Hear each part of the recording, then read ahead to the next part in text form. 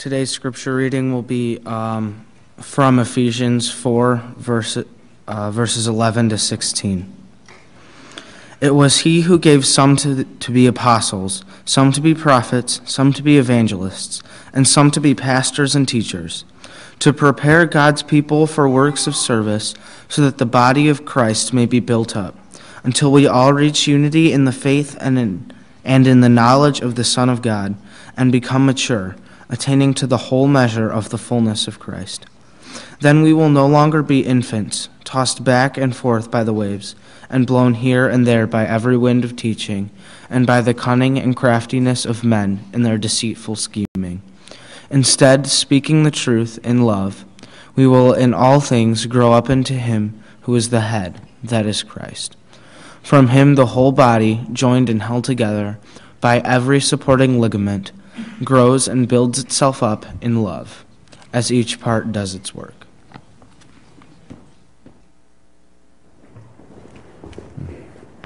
Thank you.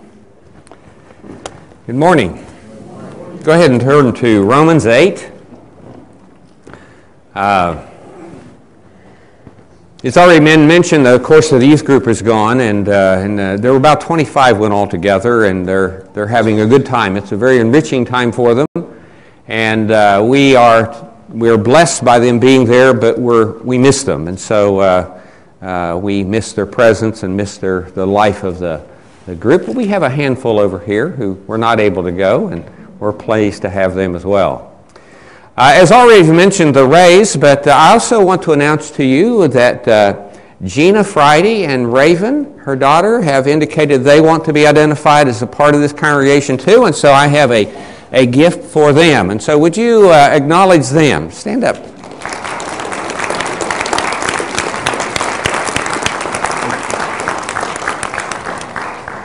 For those of you who don't know, Gina's specialty is forensics, and she's right now in the process of interviewing for a job in that field, and I was very thrilled to hear her say that she wanted to be a part of here and a part of this congregation. She's a very bright and interesting lady, and I encourage you to meet her if you haven't already done so. Let's see, what else do I need to mention? Why don't you stand up and greet each other? I was reminded that I need to mention to you that the ministry fair that has been scheduled is just 2 weeks away, so it's time to kind of get on the stick about that. So just want to remind you, 2 weeks away will be a ministry fair, and also to remind you that those of you who have not yet turned in your commitment cards for the year, you'll probably be receiving a call. You know, it's not a concern of the elders that how much you give, little or a lot, but it is concerned that you have a commitment, and we understand that you're making a commitment. And so you might be receiving a call in that regard. Have you ever gotten discouraged in your Christian walk? Now that might be a ridiculous question to ask. I mean, who of us has not gotten discouraged? But I mean really discouraged, to the point that you feel like an utter failure. Maybe you felt as though everybody else was doing fine, everybody but you, that is. You kind of look around and it looks like everybody's just doing fine. Everybody seems to have this act together, but you sort of get the feeling you don't really know what you're doing. You always seem to be making the wrong choices, or you always seem to be messing up, or you always seem to be slipping up, or you keep becoming aware of more and more things you've been missing out on that you should be doing but you're not doing, and all of a sudden you sort of feel discouraged and overwhelmed with that discouragement. Maybe you look around and see confident, mature Christians, and you don't really feel like you measure up at all.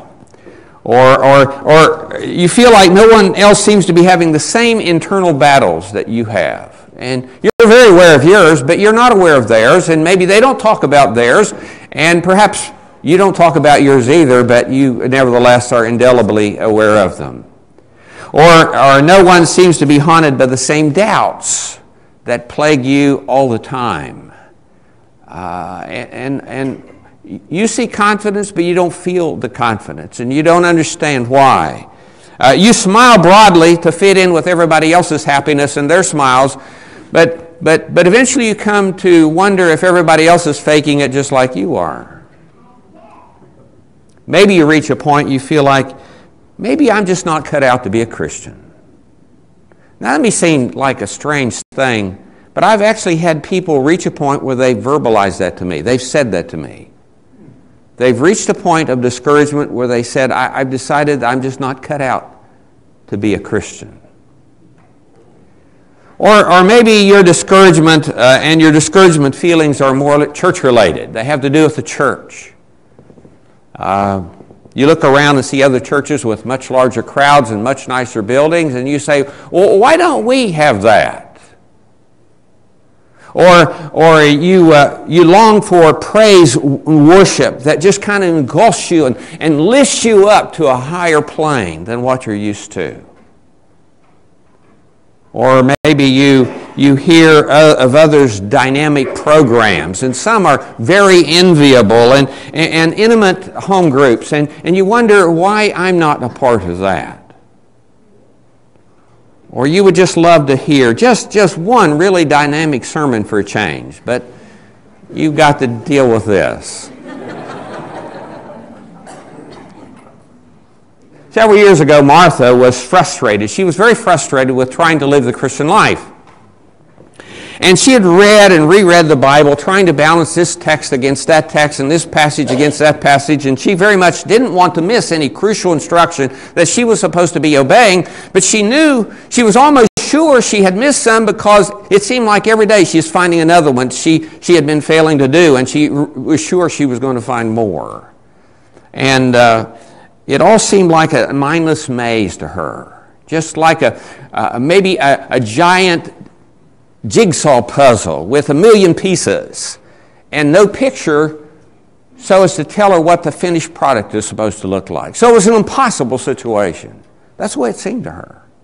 And in a great sense of frustration and exasperation, she said, I just wish God had given me a checklist of do's and don'ts, and at the end of the day I could check them off and I could know exactly where I stood with God. But as it is, I'm clueless. Well, I suspect Martha is not alone. I suspect that quite a number of us have felt like that at some point along the way. In lieu of a checklist, though, most of us watch someone else in our attempt to walk the Christian life. We watch someone else that we admire, someone else we have a great sense of respect for that we think are doing a pretty good job. Someone that maybe, beginning preachers tend to look at more mature preachers, experienced preachers that seem to be successful, and they copy them. They do. Sometimes they mimic them to the point they even do their mannerisms because they think that will make them a successful preacher too. And young children look to older children for examples, older children that they look up to and admire. Young Christians tend to look at more mature Christians to see how to walk the Christian walk and live the Christian life. And churches even tend to copy other churches in things they seem to be doing well. When I was in Texas serving the congregation in Pasadena, Texas, I had, over the 14 and a half years I was there, I had quite a number of different preachers over the years that told me to my face, our congregation is copying your congregation. Well, now that was interesting to me. I found it a little intriguing, but especially because I was very aware that our congregation was copying another congregation. In Glenwood and Tyler, we copied their care group program. Wholesale. I went up there and interviewed Charles Seibert, who was a preacher there, and we copied it just word for word. We did it exactly like they did. And we copied Richland Hills Church of Christ ministry program, and we very much wanted to be like Richland Hills in that regard. But don't you know, we have a better model to copy, one that we're intended to copy? And that is Jesus Christ. And that, in part, is what our text is about today. It's a short text. Romans chapter 8, Paul the apostle is writing, and he says, and we know that in all things God works for the good of those who love him, who have been called according to his purpose. For those God foreknew, he also predestined to be conformed to the likeness of his Son, that we might be the firstborn among many brothers. And those he predestined, he also called, and those he called, he also justified, and those he justified, he also glorified. What then shall we say in response to this? If God is for us, who can be against us? Everything and everything, God works for our good. He's not against us, setting traps for us to fall into, or intentionally complicating the instructions so as to cause us to fail, or placing obstacles in our path that make it more difficult for us to reach Him, or just being plain mean. He's not like that. In fact, He's on our side. He's working for our good through everything. Through the good and the bad of life, God is working through that, using everything in our life to make us better and a more blessed person. He's doing that. Because, you see, it is God's plan that we be conformed into the image or the likeness of His Son. That's His plan. We're supposed to copy Him. In fact, verse 29 says, "For those God foreknew, He also predestined to be conformed to the likeness of His Son, that He might be the firstborn among many brothers." Now that is a great text, but this is only one place. Of many places, this same truth is echoed in a variety of different words. We find Jesus said, "Come to me, all you who labor and are heavy laden, I will give you rest. Take my yoke upon you and learn of me." Now that's King James language I'm quoting. It's NIV up there. But it says the same thing. We are to come to Him and learn of Him. He wants us to follow Him. He wants us to be like Him. He wants us to copy Him. He described Himself as the Good Shepherd in John 10. And He says that those who hear His voice follow Him. You remember when He went out by the seashore to call the disciples, the thing He said to them is, "Follow me." Paul says, "Be imitators of God, therefore, as dearly loved children, and live a life of love, just as Christ loved us." So we're to imitate God and to love like Jesus loved. We're to follow Him. Peter said, "Christ suffered for you, leaving you an example that you should follow in His steps." Again, the idea of following Him, watching Him, being like Him. Jesus is the measuring stick by which we are measured. Now, I think we understand that. In fact, that's what this year's focus for the whole year is all about. The question, are you a Jesus follower? We understand that we are to follow Jesus. Or as John worded it, whoever claims to live in Him must walk as Jesus did. That is our calling.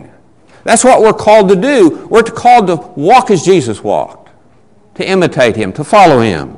Or as Paul said in the Ephesians when he was talking about the leaders God gave to the church, he said it was for the purpose of building up the church until we attain to mature manhood, to the measure of the stature of the fullness of Christ. Again, Jesus is the measurement by which we are measured, to which we must aspire.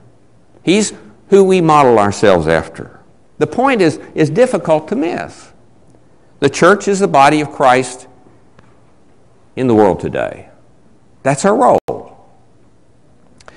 And therefore, as Jesus walked, and as He lived, and as He taught, and as He ministered in the flesh, that must be the pattern that we model in our everyday life and ministry. Me, yes, but also us collectively as a church.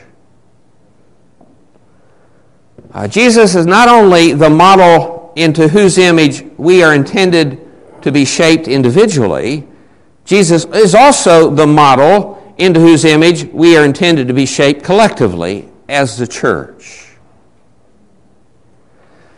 We look to Jesus determining the direction we are to go as a congregation. We look to Jesus to determine what we're to be.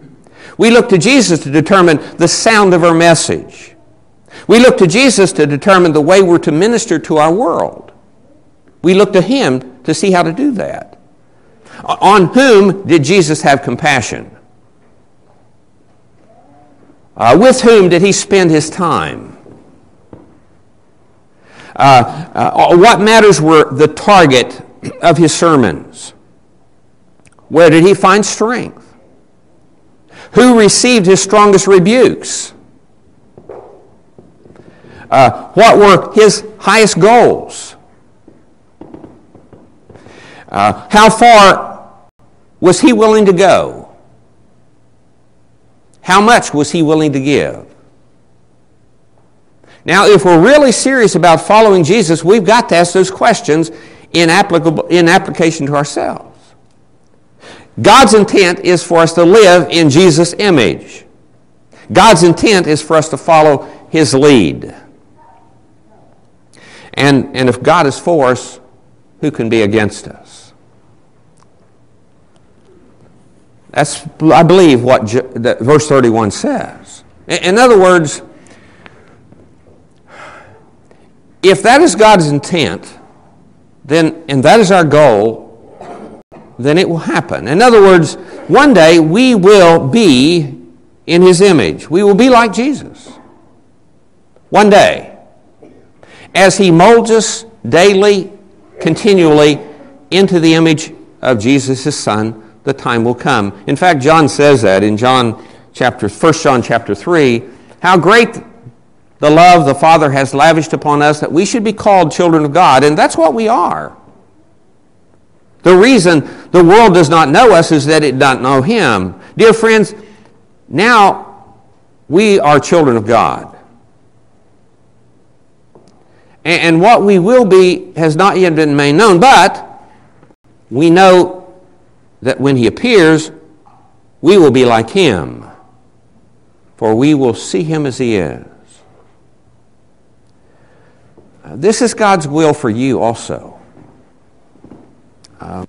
He doesn't want to spoil your fun. He doesn't want to take all the joy out of living for you. He doesn't want to imprison you or confine you in a web of legalities. He doesn't want to trap you into a snare so that he can get his jollies out of punishing you. He wants to love you and save you and to adopt you into his family. He makes that very clear. He wants you to share in the nature and in the glory of Jesus Christ, his Son. Now, folks, that is an awesome truth, and one that should challenge us every day.